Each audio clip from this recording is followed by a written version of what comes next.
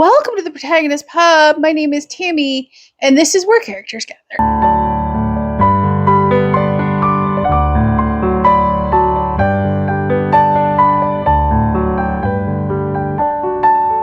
And today we're going to do June recommendations for my 3 yearly reading challenges. And I have one book that will fit for all 3. So let's do Jeanette first.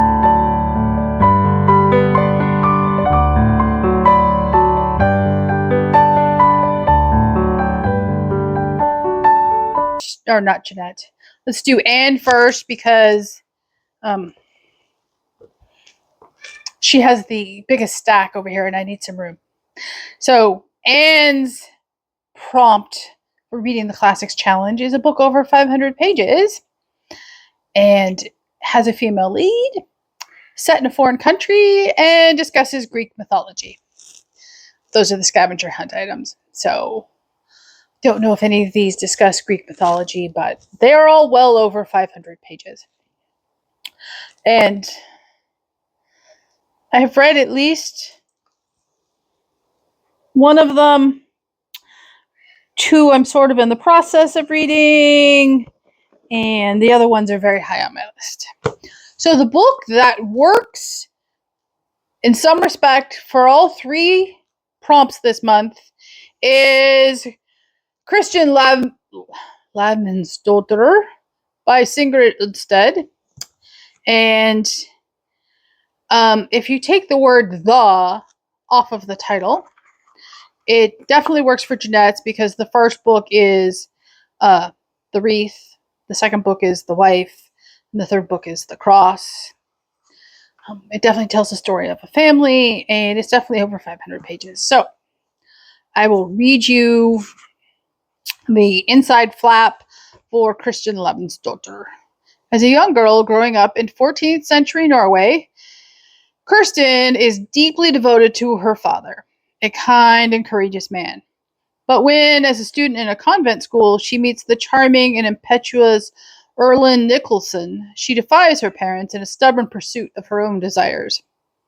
Her saga continues through her marriage to Erland, their tumultuous life together, raising 7 sons as Erland seeks to strengthen his political influence, and finally their estrangement as the world around them tumbles into uncertainty. In her great historical epic, Christian Lavmansdotter, Sigrid Undset tells the life story of one passionate and headstrong woman. Undset paints a richly detailed backdrop, immersing readers in the day-to-day life, social conventions, and political and religious undercurrents of the period. So, my copy, which is the bind-up of all 3, is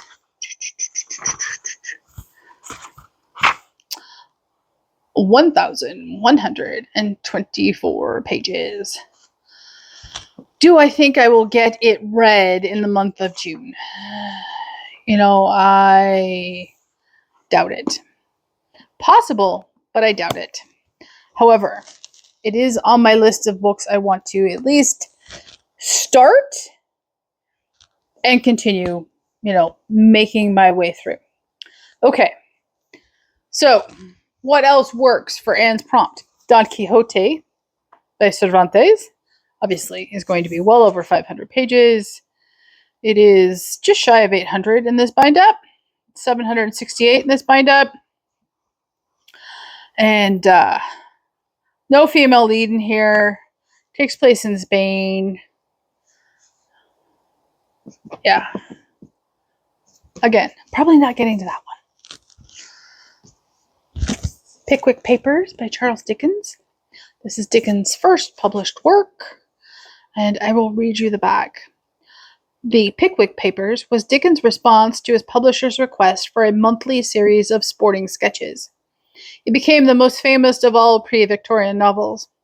The central characters, Mr. Pickwick and Sam Weller, are as familiar today as they became on publication, and there are over 100 other speaking parts. The action is set in the late Georgian period of the writer's earliest youth, drawing on experience and acute observation, ranging from the unreformed election at Eatanswill to the horrors of the debtor's prison.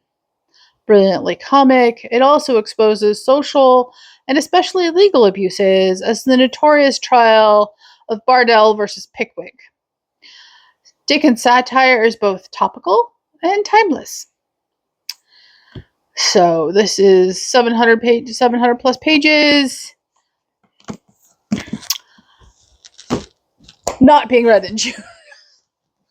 What is possible to be started in June, although undoubtedly not finished in June unless I really just dive into it and lose myself, is Cecilia by Frances Burney, and group for Jane Austen's 250th birthday celebration. Read this in March.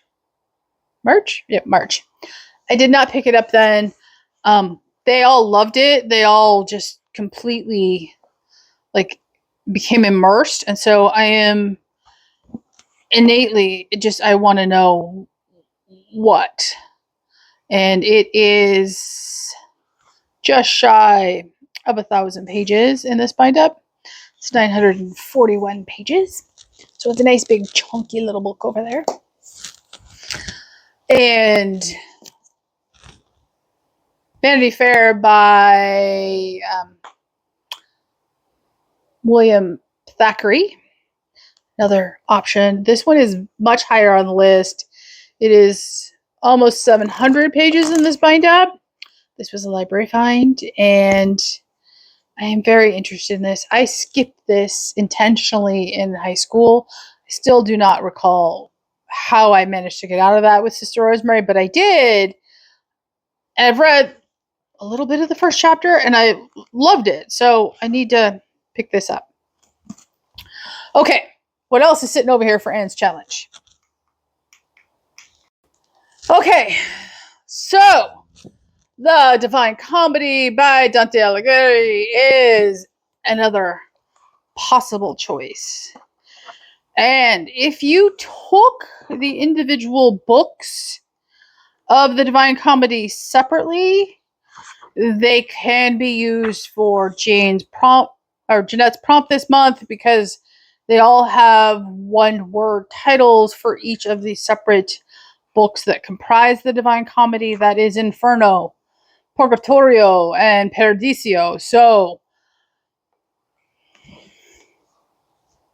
Dante may be on the list for me for June. I haven't yet decided. However, it's definitely over 500 pages. It's definitely Catholic fiction. It definitely has one-word titles. It just has a multi-word bind-up title. Next up would be The Count of Monte Cristo by Alexandre Dumas. You know, I read this last year. It was a Dave choice in 2024. And I thought it desperately needed an editor. It's over 1,000 pages. It didn't need to be over 1,000 pages. But a lot of people vehemently disagree with my assessment of this book. So it's one you need to pick up and decide for yourself. I didn't hate it. I didn't love it. I thought it needed an editor. There is just a lot of extraneous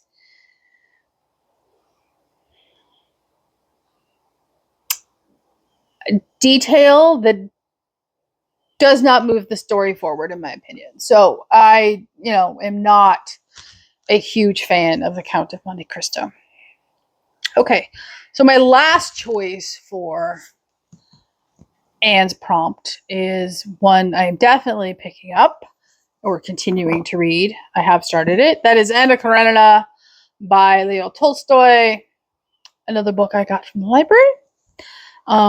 It is well over 500 pages. This Penguin Classic bind-up is, not counting the notes, 817 pages. So, another, nice, big, chunky book. Easy to take outside. and read versus, a leather bound. Okay, those are my choices for Anne's June prompt. Next, let's do Amanda's. Editing Tammy. I forgot to talk about a book. It is perfect for Anne's prompt, and it is perfect for Amanda's prompt. So I'm going to sandwich them at the end of Anne's and the beginning of Amanda's. That is Gone with the Wind by Margaret Mitchell. And I do not own a physical copy of this. I'm trying to get my hands on one. I don't like any of the covers I've seen so far, so I'm waiting until I find a cover I like. I have read this. It was first published in 1936. It is definitely a classic. It's definitely set in the South, and it is definitely over 500 pages. The one I have pulled up in paperback is 959 pages, and I will read you the blurb they put in for it. Widely considered the great American novel and often remembered for its epic film version, Gone with the Wind explores the depth of human passions with an intensity as bold as its setting in the Red Hills of Georgia. A superb piece of storytelling, it vividly depicts the drama of the Civil War and Reconstruction. This is the tale of Scarlett O'Hara, the spoiled, manipulative daughter of wealthy plantation owner who arrives at young womanhood just in time to see the Civil War forever change her way of life. A sweeping story of tangled passion and courage. In the pages of Gone with the Wind, Margaret Mitchell brings to life the unforgettable characters that have captured readers for over 70 years. I absolutely loved this book. So,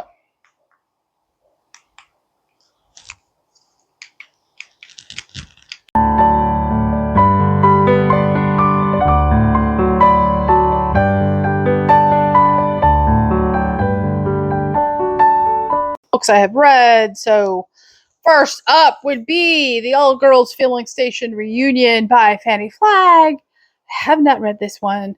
However, this may be my June choice. It's short. It'll fit between other books.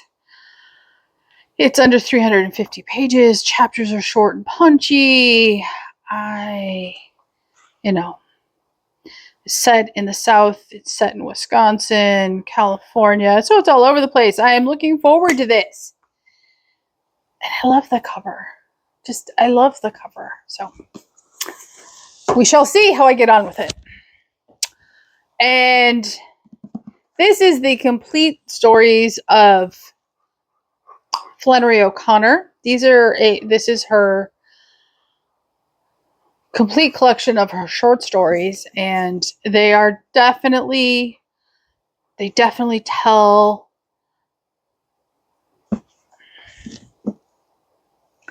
none of them are related to one another, but you can see her storytelling in them. I will tell you that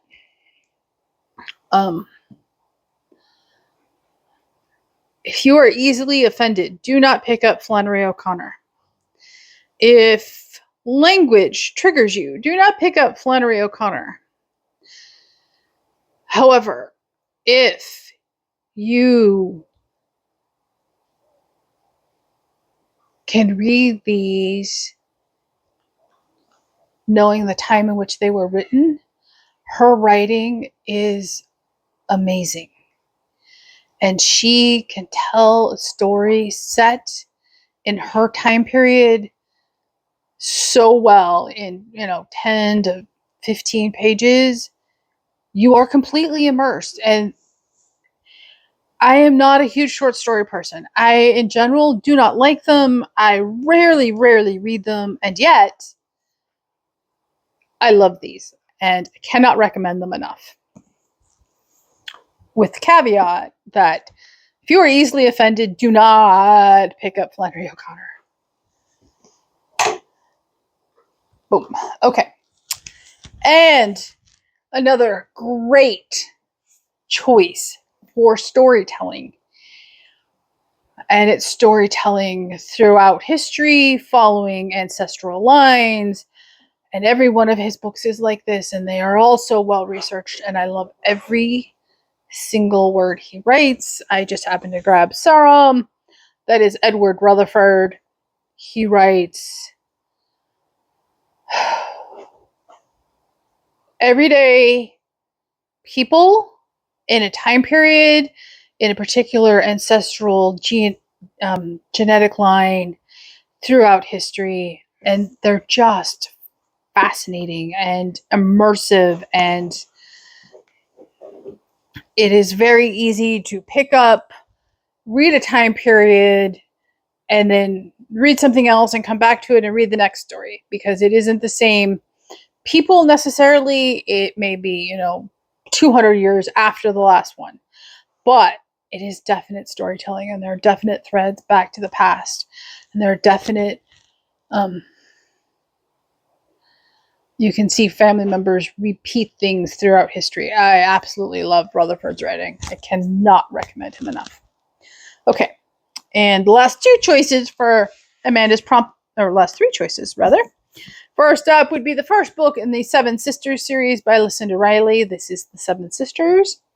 There are one book for each of the Seven Sisters. The eighth book was the story of their adoptive father. It was written with the permission of her estate, and each book tells the story of how, following the clues their adoptive father left, each daughter then goes in search of her birth family, and you get a dual timeline perspective from contemporary and the family's past leading up to,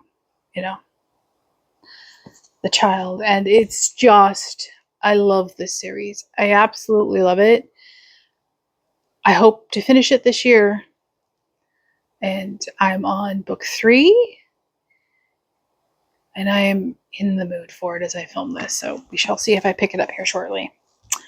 Next up, I couldn't do a Southern without picking up a Mary Kay Andrews book. This is Save the Date by Mary Kay Andrews. I will read you the back of this one. And the quote is from Delta Magazine. Storytelling at its best. Up-and-coming floral designer Kara Krasinski is about to score the wedding of a lifetime, one that will solidify her career as the go-to girl for Savannah society nuptials. But trouble comes when you least expect it, and in one awful morning it all rains down on Kara. Her most faithful companion, Poppy, has either run away or been dognapped. Her refrigerator is on the blink, turning $12,000 worth of gorgeous blooms into roadkill. And if that's not enough, the supposed dognapper, Jack Finnery, turns up at her latest wedding, refusing to admit he has her dog. But if Kara can pull off the lavish Trapnell Strayhorn wedding, the payday will solve all of her problems. Even the looming one of a celebrated florist named Cullen Kane, who's moving into her turf. The wedding is in 6 weeks, but the bride, Brooke Trapnell, is acting strangely, even for a bride, and her stepmother is becoming Kara's biggest headache. What Kara needs is to focus, which is not easy when annoyingly attractive Jack Finnerty is turning up at every wedding in Savannah. The man seems to know everybody, with Kara in his sights and seduction on his mind. When Brooke Trapnell spirals into a shocking crisis and the wedding is in jeopardy, Kara must come to the rescue and figure out what she really believes in. Is it love? Is it her own strength? For everyone, Save the Date will have more meaning than one. Told with Mary Kay Andrews' trademark humor, heart, and a keen eye for detail, Save the Date is a keeper. As you know, I love everything she writes. This was written or published in 2014. And, it's a wedding book. June is wedding season, even if I didn't get married in June. And I'm probably in the mood for this. Okay, last up for Amanda. I read this last year when Amanda sent me a message and said, you need to read this book. That is The Woman by Kristen Hanna. This is a very impactful story. I loved it immensely. I did not mind the language. I did not mind the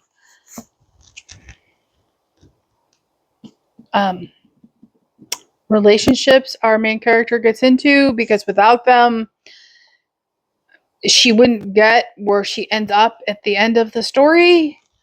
I thought this was beautifully written, beautifully told, and it made me want to read everything she's written. So it is not a surprise she ended up on this list. Okay, let's do Jeanette. Up next, North and South by John Jakes. This is the first book in the North and South series. I have read the entire series. I watched the miniseries when it was on, way back in the day. I absolutely love this book and I highly recommend them. I will tell you that they're only available in Mouse Market paperback when you find them. So either buy them on Kindle or Audible. And here's the description of this one. It was published in 1982, by the way, and the first book in mass market is 812 pages. And we all know I don't think you can read a mass market paperback in 812 pages. Part history, part novel, this book chronicles two great American dynasties over 3 generations. Though brought together in a friendship that neither jealousy nor violence could shatter, the Hazards and the Maines are torn apart by the storm of events that has divided the nation. I truly, truly loved this book. I really did. And one more, that is The Thornbirds by Colleen McCullough. This was published in 1977. And it is in mass market paperback. I have not seen it in another version, but it probably is available in trade. It is 692 pages. Again, not readable in mass market paperback. The Thornbirds is a robust, romantic saga of a singular family, the Clearys. It begins in the early part of the 20th century when Paddy Cleary moves his wife Fiona and their 7 children to Drogheda, the vast Australian sheep station owned by his autocratic and childish older sister. And it ends more than half a century later when the only survivor of the 3rd generation, the brilliant actress Justine O'Neill, sets a course of life and love halfway around the world from her roots.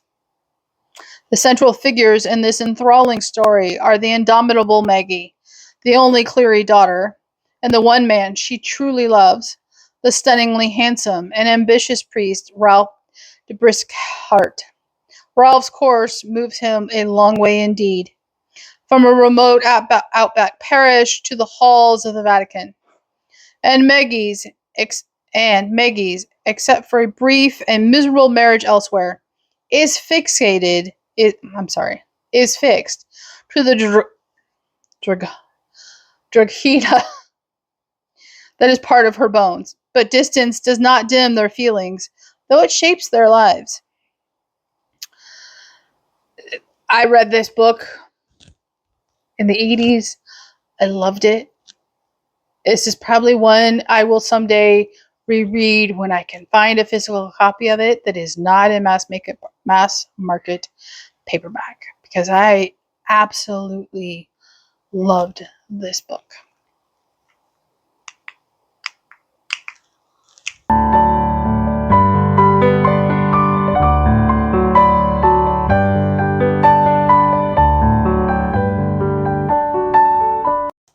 Okay, Jeanette's prompt for June is always the difficult one. A book with a one-word title.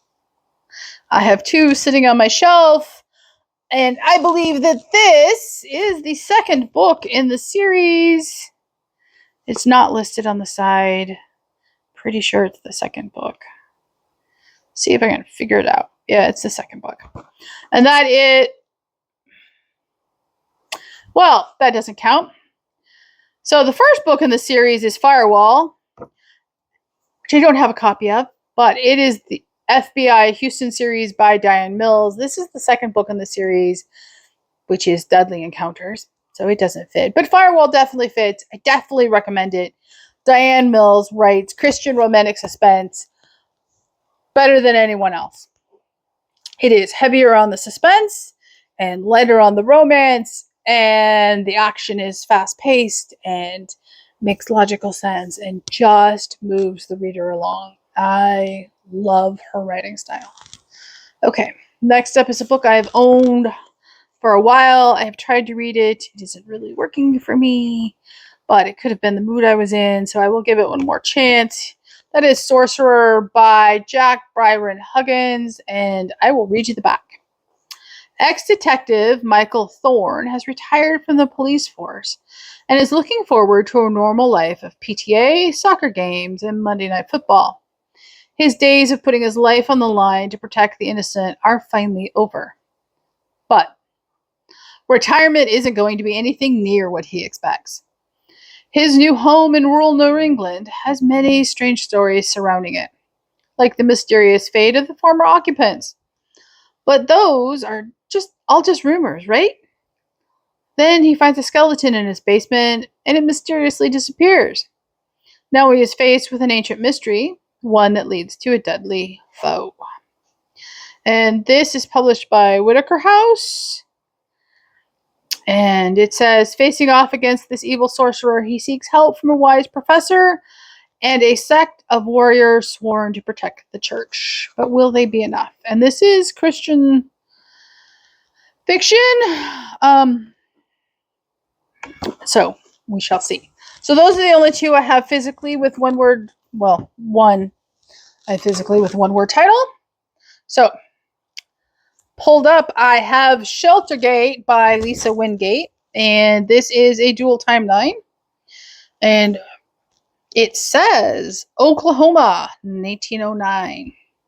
11-year-old Olive Augusta Radley knows that her stepfather doesn't have good intentions towards the two Choctaw girls boarded in their home as wards. When the older girl disappears, Ollie flees to the woods, taking 6-year-old Nessa with her. Together, they begin a perilous journey to the rugged, winding Stair Mountains, the notorious territory of outlaws, treasure hunters, and desperate men. Along the way, Ollie and Nessa form an unlikely band with others like themselves, struggling to stay one step ahead of those who seek to exploit them, or worse. Oklahoma, 1990. Law enforcement ranger Valerie Boren Odell arrives at Horse Thief Trail National Park, seeking a quiet place to balance a career and single parenthood. But no sooner has Valerie reported for duty than she's faced with local controversy over the park's opening. A teenage hiker gone missing from one of the trails, and the long-hidden burial site of 3 children deep in a cave. Val's quest to uncover the truth wins an ally among the neighboring Choctaw tribal police, but soon collides with old secrets and the tragic and deadly history of the land itself. In this emotional and enveloping novel, Lisa Wingate traces the story of children abandoned by the law and the battle to see justice done. Amid times of deep conflict over who owns the land and its riches, Ollie and Val traverse the wild and beautiful terrain, each leaving behind one life in search of another. So, I think that sounds really interesting. Next up, and most of her older, newer books are one-word titles, but this is one I haven't read and I own. That is Romanoff by Nadine Brandes. And this is the description. The history books say I died. They don't know the half of it. Nastya Romanov was given a single mission: to smuggle an ancient spell into her suitcase on her way to exile in Siberia. It might be her family's only salvation, but the leader of the Bolshevik army is after them, and he's hunted Romanov before. Nastya's only chance of saving herself and her family are either to release the spell and deal with the consequences, or to enlist help from Zash, the handsome soldier who doesn't act like the average Bolshevik. Nastia has only dabbled in magic, but it doesn't frighten her half as much as her growing attraction to Zash. She likes him. She thinks he might even like her. That is, until she's on one side of the firing squad and he's on another. So, I think that sounds interesting.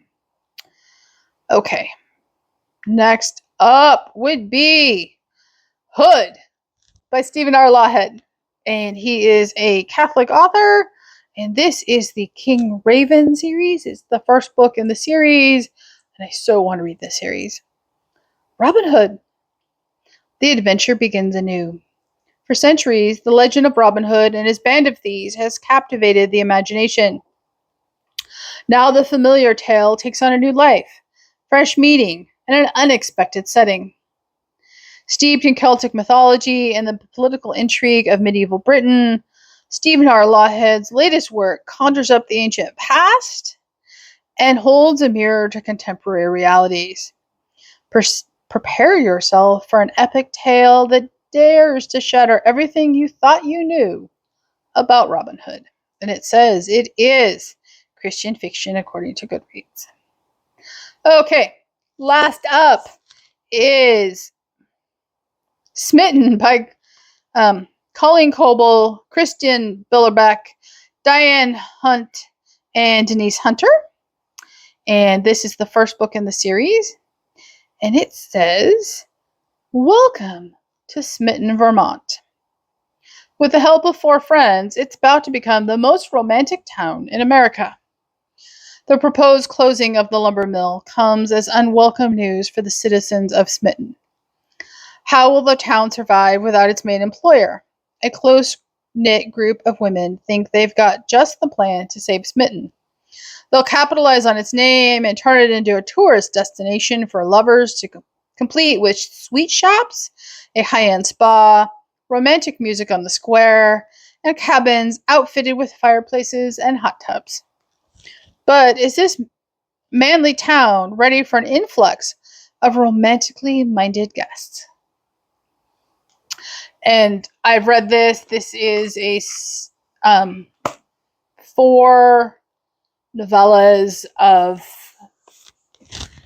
and each one is part of building the town of Smitten into the romantic destination. At the time, I gave it a 3. I don't remember especially enjoying it. However, if I read it when I think I did, I wasn't really enjoying much. So that should be taken with a grain of salt. Okay, those are my recommendations for June.